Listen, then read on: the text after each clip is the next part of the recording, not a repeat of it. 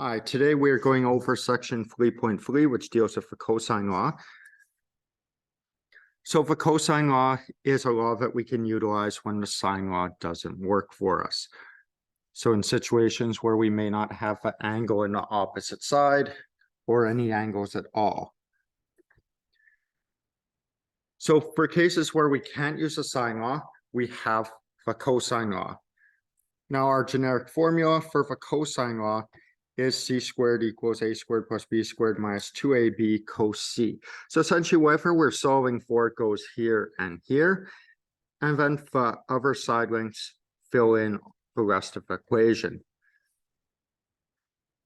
So if I was solving for side length c or angle c, I would have a here, and then these a's would be replaced with b's.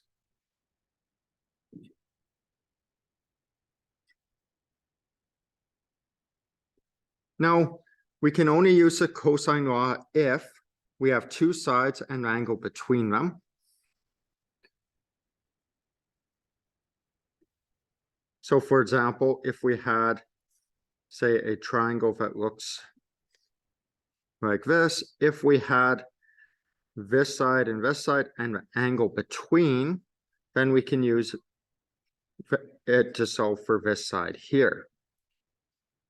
Alternatively, if we have all three sides, we can utilize it to solve for any angle.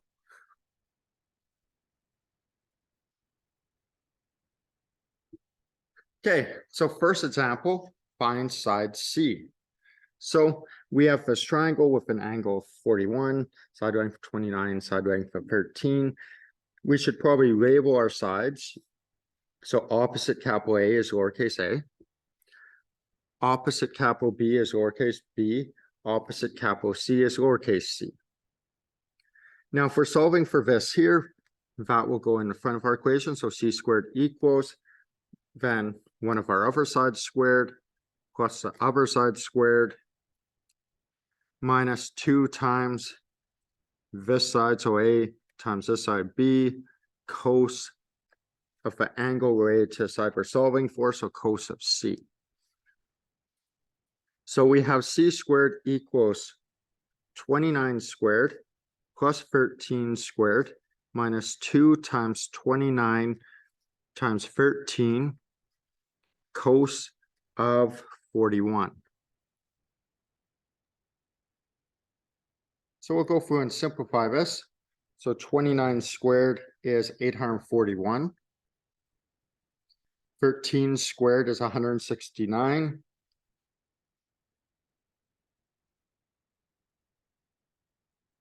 2 times 29 times 13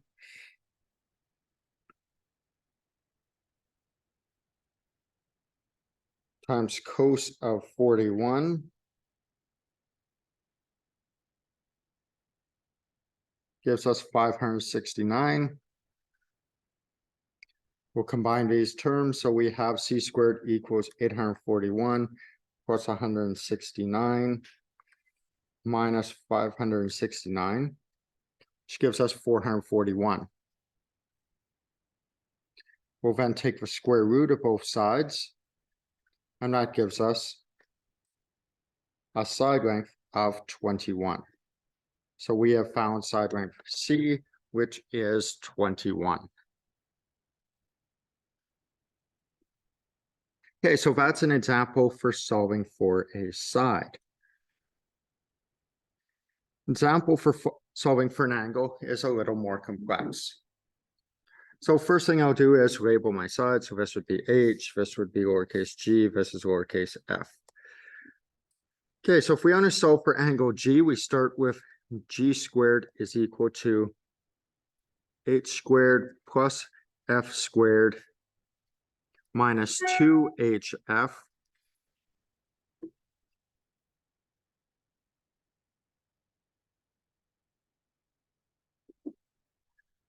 cos of angle g. Now we want to get this cos of g on its own. So first thing I would do is subtract h squared and f squared from both sides. So we have G squared minus H squared minus F squared equals negative 2HF cos of G. Now we want to get cos of G on its own, so we divide both sides by negative 2HF. Those will cancel out. We'll substitute in our values now. So G was 9, so we have 9 squared minus H, which was 6 squared, minus 14 squared over negative 2 times 6 times 14 gives us cos of G. At this point, we'll calculate what our numerator is and what our denominator is. So 9 squared minus 6 squared minus 14 squared gives us negative 151. That's being divided by negative 2 times 6 times 14, so negative 168. So we'll do that, and that's a negative 151 divided by negative 168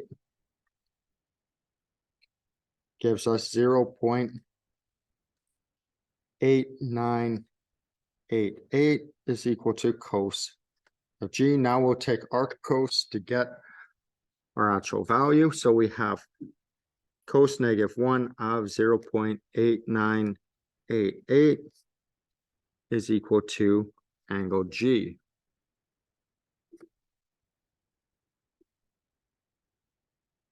And when we do that, we get 26 degrees is equal to angle G.